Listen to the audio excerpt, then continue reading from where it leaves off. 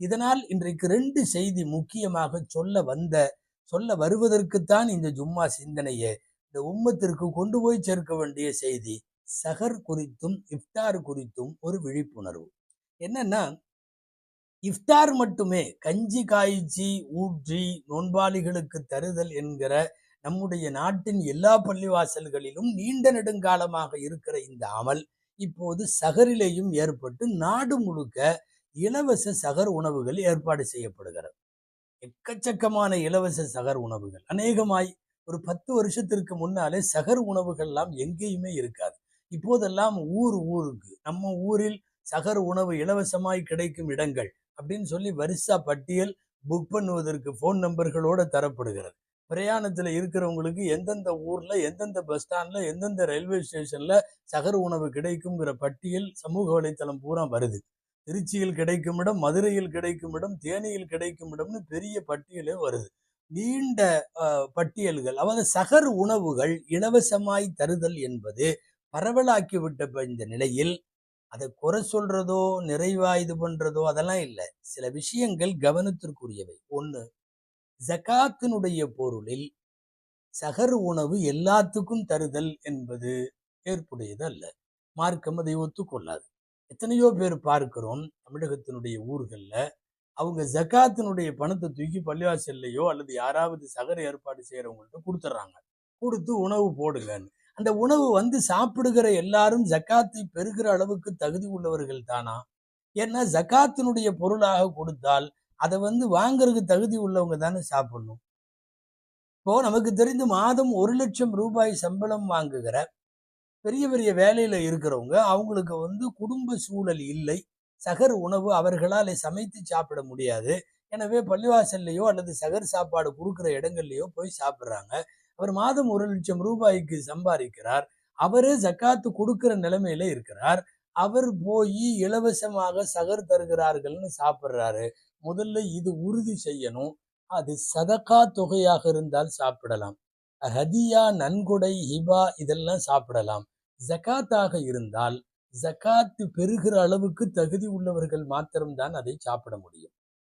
அப்படின்னா எங்களுக்கு ஏற்பாடு இல்லை, வீடு இல்லை, சகர் அங்கதான், ஒன்றும் இல்லை. ஒரு சகருக்கு தேவையான ஒரு உணவுக்கான தொகையை அந்த இடத்துல கொடுத்து விட்டு, யார் ஏற்பாடு செய்யறாங்களோ அவங்கள்ட்ட கொடுத்துட்டு நம்ம சாப்பிட்டு போயிடலாம். சமீப காலங்களில் சகர் உணவுகளிலும் இஃப்தாறுகளிலும் இந்த கவனம் மீறப்படுகிறது என்பது ரொம்ப முக்கியம். முக்கியமா சமுதாயத்துக்கு கொண்டு போற செய்தி. இஃப்தாரிலையும் கஞ்சிக்கு பணம் கொடுப்பவர்கள் ஜக்காத்தை கொடுக்கிறார்கள். கொடுப்பவர்களிடம் தயை கூர்ந்து சொல்லுகிறோம், பள்ளிவாசல்ல எல்லாரும் வந்து கஞ்சி குடிக்கிற இடத்தில், அதுல குறிப்பா பல்வேறு பள்ளிவாசல்களில் காய்ச்சி ஊற்றப்படுகிற கஞ்சிகளை காஃபிர்களும் பெற்று செல்லுகிற சூழ்நிலையில் நீங்க ஜக்காத்து காஃபிர்களுக்கு கொடுத்தால் செல்லுமா? ஜக்காத்து பணக்காரர்களுக்கு கொடுத்தால் செல்லுமா? எனவே ஜக்காத்து தொகையை தயவு கூர்ந்து சகர் உணவுக்கும் தர முடியாது, இஃப்தார் உணவுக்கும் தர முடியாது. ஜக்காத்து கேட்கவும் கூடாது. கஞ்சிக்காக ஜக்காத்து தாருங்கள் என்று கேட்பதற்கும் அனுமதி இல்லை. அன்பானவர்களே, யாரெல்லாம் வழங்குகிறார்களோ அந்த வள்ளல்களை கேட்டுக்கொள்ளுகிறோம், அவர்கள் தயவு செய்து ஜக்காத் அல்லாமல் சதக்கா தொகைகளாக கொடுக்கட்டும்.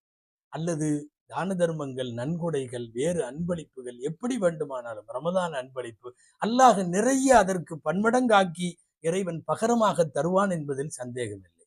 இரண்டாவது செய்தி, சகருக்கும் இஃப்தாருக்கும், கஞ்சிக்கோ அல்லது இஃப்தாருக்கோ சகர் உணவுகளுக்கோ பணம் தருகிற பெருமக்களை தயவுகூர்ந்து கேட்டுக்கொள்ளுகிறோம், தவறான வருவாய் உள்ளவர்கள் தர வேண்டாம். சகரில இருந்து இஃப்தார் வரை பசி, தாகம், புணர் எல்லாவற்றையும் விட்டு அல்லாஹுவுக்காக தன்னை கட்டுப்படுத்தி கொண்டு ரப்புக்காக நோன்பு வைத்த இறைவன் சொல்லுகிறானே, நோன்பு எனக்கு, நானே அதற்கு கூலி கொடுக்கிறேன் என்று. அப்படிப்பட்ட பரிசுத்தமான வாய்க்கு நீங்கள் கொடுக்கிற பேரித்தம்பழம் ஒரு தவறான வருவாயிலிருந்து தரப்படுமானால் நிச்சயமாக அந்த குற்றத்திற்கு நாம் ஆளாகி விடுவோம். நன்மையை செய்ய போய் பாவத்தை சுமக்கிற சூழ்நிலை வந்துவிடக்கூடாது. அதனால் சகருக்கும் இஃப்தாருக்கும் தருபவர்கள் ஜக்காத்திலேயும் தர வேண்டாம், அதே போல ஹராமான காசிலிருந்தும் தர வேண்டாம்.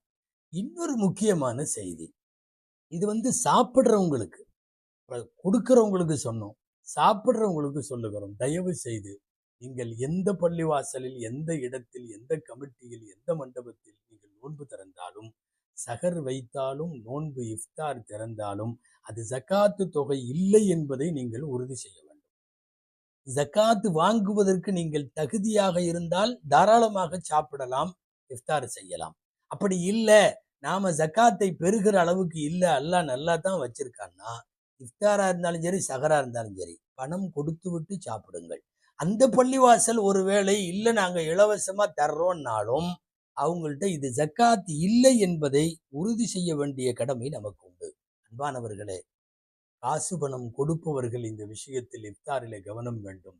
எல்லாவற்றிற்கும் மேலாக மாண்பிற்குரிய பள்ளிவாசலுடைய நிர்வாகிகளுக்கு, சகர் மற்றும் இஃப்தார் ஏற்பாடு செய்யக்கூடிய சமுதாயத்தின் அமைப்பை சார்ந்தவர்களுக்கு மிகவும் பணிவோடு கேட்டுக்கொள்ளுகிறோம். அல்லாஹுவுக்காக நீங்கள் தவறான வருவாயை நோன்பாளிக்கு கொடுத்து நீங்கள் பாவியாகிவிட வேண்டாம்.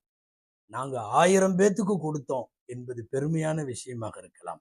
நீ 1000 பேத்துக்கு தூய்மையான காசு கொடுத்தாயா? நீ 1000 பேருக்கு ஹராமாக இல்லாமல் ஹலாலாக கொடுத்தாயா என்பதற்கெல்லாம் அந்த பொறுப்பாளிகள் பதில் சொல்ல வேண்டும்.